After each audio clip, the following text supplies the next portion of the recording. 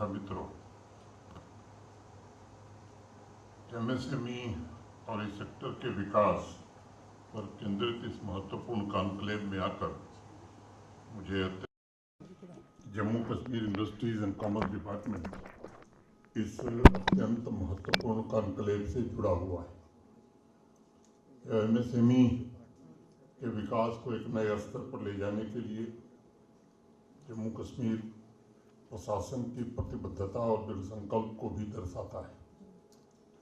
एक ऐसा विकास जो समावेशी भी हो, पर्यावरण की दृष्टि से सस्टेनेबल भी हो और एंटरप्रेन्योर्स की जरूरतों के आधार पर केंद्रित हो। ये सच है कि इस देश में पिछले 10-11 वर्षों में प्रधानमंत्री जी के नेतृत्व में एमएसएमई सेक्टर में एक नई क्रांति आई है, जिसने भारतवर्ष के आर्थिक परिदृश्य को पूरी तरीके से ट्रांसफॉर्म करने में मदद किया है। खासतौर से कोविड के पश्चात पूरी दुनिया में एमएसएमईज का ग्रोथ मोटे तौर पर अवरुद्ध हो गया था। भारत में भी 2020-21 में एमएसएमईज ने कुल 3.95 लाख करोड़ रुपए का एक्सपोर्ट किया था, लेकिन मैं कहूं कि सरकार की नीतियों, दूरदर्शिता और अनेक निर्णयों के कारण एमएसएमई सेक्टर के एंटरप्रेन्योर्स के संकल्प, बैंकिंग सेक्टर के सपोर्ट और सभी स्टेक होल्डर्स की मेहनत से 4 वर्ष के भीतर मैं देख रहा हूं कि पूरा परिदृश्य बदल गया है। 24-25, 24-25 में एमएसएमई का एक्सपोर्ट लगभग 13 लाख करोड़ रुपए से अधिक हो गया है। इस सेक्टर ने एक बार फिर ये साबित किया है कि भारत की अर्थव्यवस्था को, इकोनॉमी को बढ़ावा देने और वैश्विक व्यापार को मजबूत करने में एमएसएमईज की बड़ी ही महत्वपूर्ण भूमिका होती है। कोविड पैंडेमिक के दौरान एक और बड़ा परिवर्तन हुआ।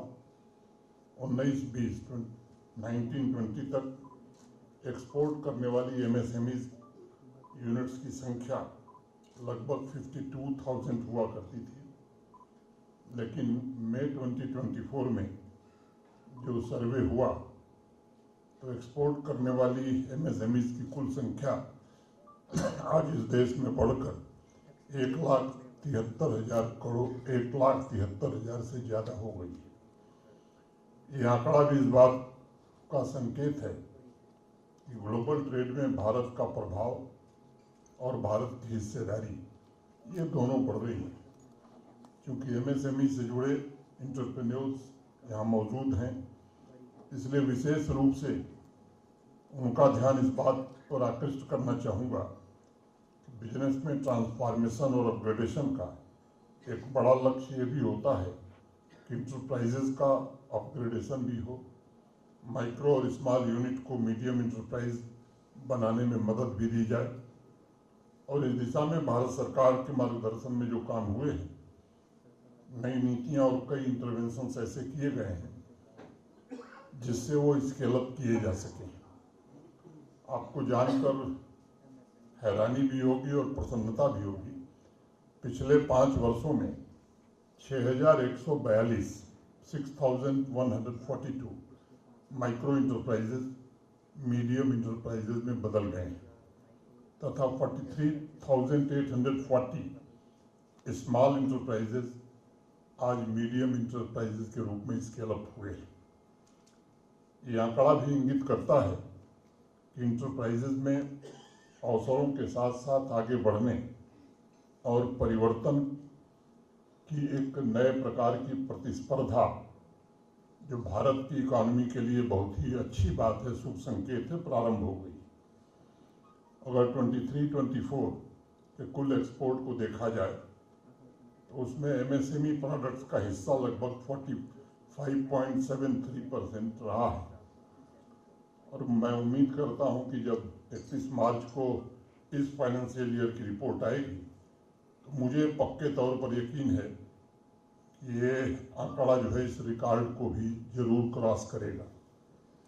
मैं समझता हूं ये आंकड़ा एमएसएमईज के बढ़ते मार्केट के साथ साथ इस बात का भी प्रमाण है कि ग्लोबल प्लेयर्स का भारत में मौजूद संभावनाओं में आस्था और विश्वास, ये दोनों पिछले 10 वर्षों में बढ़ा है।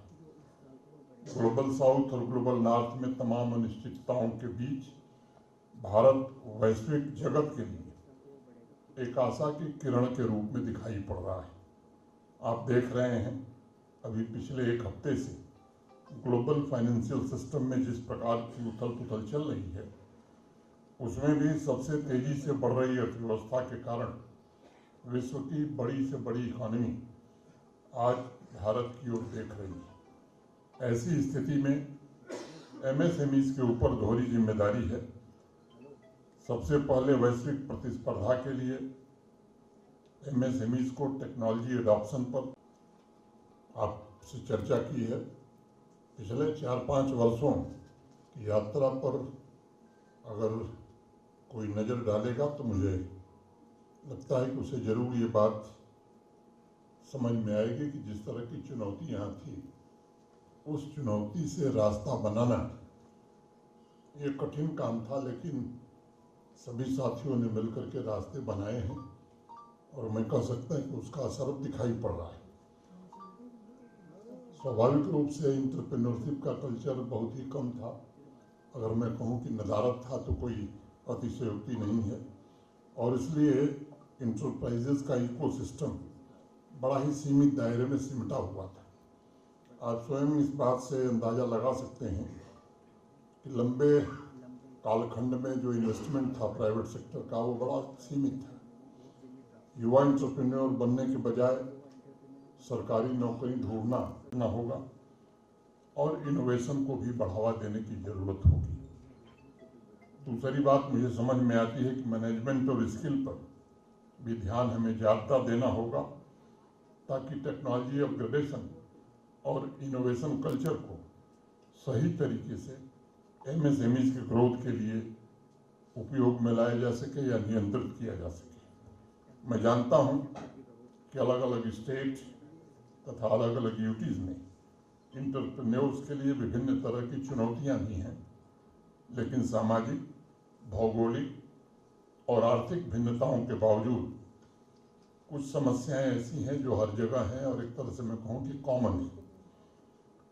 अक्सर हम सुनते हैं कि समय पर ऋण नहीं मिला, विशेष रूप से हैंडीक्राफ्ट हैंडलूम सेक्टर में फाइनेंशियल असिस्टेंस की कमी का सीधा असर प्रोडक्शन पर पड़ता है। दूसरी बात सुनाई पड़ती है कि साहब इंटरेस्ट रेट बहुत ज़्यादा है, मार्केटिंग और ब्रांड बिल्डिंग की बड़ी समस्या है, लो प्रोडक्शन है, इंफ्रास्ट्रक्चर की कमी है, स्किल्ड मैन पावर नहीं मिल रहा है, रॉ मटेरियल का अभाव है, लॉजिस्टिक्स की कॉस्ट बहुत ज़्यादा है। अनेक इस तरह की बातें हम सुनते हैं। इस तरह की बहुत सी चुनौतियां अभी भी अलग अलग क्षेत्रों में हैं, लेकिन ये बात कही जा सकती है कि एमएसएमईज ने बड़ा बदलाव 10-11 सालों में देखा है, और जिन समस्याओं का जिक्र मैंने पहले किया, उसके समाधान की दिशा में काफ़ी प्रयास हुए। एक ऐसा इंडस्ट्री फ्रेंडली वातावरण विकसित हो रहा है जो आने वाले दिनों में विकसित देशों का आराम से मुकाबला कर सकेगा। आज की तारीख में भारतवर्ष में 6 करोड़ 30 लाख से ज़्यादा एमएसएमईज ऑपरेशनल हैं और लगभग 25 करोड़ लोगों को इसके कारण रोजगार मिला हुआ है। पूरे मैन्युफैक्चरिंग सेक्टर को अगर देखें तो लगभग 39% स्किल्ड आबादी को इसी सेक्टर में रोजगार मिला है। इस ग्रोथ के पीछे एक पूरी तरह का रिफॉर्म सिस्टम काम कर रहा है, और अगर आंकड़ों का अध्ययन किया जाए तो पिछले वर्ष क्रेडिट गारंटी के तहत लगभग 2.5 लाख करोड़ रुपए यूनिट्स को दिए गए हैं। इस वर्ष भी, जिसका जिक्र अभी हमारे पूर्व के वक्ताओं ने किया, खासतौर से हमारे डायरेक्टर इंडस्ट्रीज ने, एमएसएमईज को मजबूत करने और स्केल अप करने तथा दक्षता बढ़ाने के लिए कई निर्णय लिए गए। यहाँ बैंकिंग सेक्टर से जुड़े प्रोफेशनल मौजूद हैं और उन्हें ये बात पता है कि कोविड पैंडेमिक के पश्चात एमएसएमई के एनपीए में बड़ी भारी गिरावट आई है। अगर मैं 2020 की बात करूं तो इस सेक्टर का एनपीए जहां 11% हुआ करता था, वहीं पिछले साल ये 4% पर आ गया है। ये एक सुखद संकेत है। आप सब वाकिफ हैं कि एमएसएमईज इन्वेस्टमेंट और टर्नओवर लिमिट में भी एक व्यापक नीतिगत परिवर्तन हुआ ताकि रिवाइज क्लासिफिकेशन क्राइटेरिया, बेहतर रिसोर्स, टेक्नोलॉजिकल एडॉप्शन और अधिक रोजगार में ये सहायक हो सके। मुझे उम्मीद है कि आज बैंकिंग सेक्टर के जो साथी इस पैनल में चर्चा के दौरान रहे होंगे, उन्होंने इन बिंदुओं पर जरूर प्रकाश डाला होगा। किस प्रकार से भारत सरकार के प्रयत्नों के कारण ऋण की उपलब्धता को बढ़ाया जा सका है, कैसे उन्हें सुलभ तरीके से आर्थिक मदद दी जा सकी है, माइक्रो तथा स्मॉल इंटरप्राइजेज के लिए ऋण गारंटी कवर को 5 करोड़ रुपए से बढ़ाकर 10 करोड़ रुपए इसी दौरान हुआ। स्टार्टअप्स की गारंटी कवर को भी 10 करोड़ रुपए से बढ़ाकर 20 करोड़ रुपए इसी समय में हुआ है और 27 प्रियॉरिटी सेक्टर्स में ऋण के लिए जो फी है उसमें 1% की कमी कर दी गई है। स्टार्टअप्स को सपोर्ट प्रदान करने के लिए 10,000 करोड़ रुपए के साथ एक नया फंड ऑफ फंड्स स्थापित किया जा रहा है। जितने भी एक्सपोर्टर एमएसएमईज हैं, टर्म लोन 20 करोड़ होगा और गारंटी कवर भी उनका बढ़ाया जाएगा। पिछले कुछ वर्षों में अनेक फोरम में ये बात मैंने भी दोहराई है कि माइक्रो एंटरप्रेन्योर्स की एक मांग सुनी थी कि उन्हें भी किसान भाइयों की तरह क्रेडिट कार्ड की सुविधा उपलब्ध होनी चाहिए ताकि जब भी कोई इमरजेंसी हो उनके पास वित्तीय लाइफलाइन मौजूद रहे। 25-26 के वित्तीय वर्ष में वह मांग भी भारत सरकार ने पूरी कर दी है और माइक्रो एंटरप्रेन्योर्स को 5 लाख रुपए का क्रेडिट कार्ड मिलेगा। इसकी शुरुआत इस वर्ष में हो गई है और 10 लाख कार्ड इस साल वितरित किए जाएंगे। मैं समझता हूं कि इस तरह के ऐसे अनेक निर्णय हैं जो आने वाले वर्षों में एमएसएमईज में एक नई क्रांति को जन्म देंगे और विकास को बहुआयामी बनाएंगे।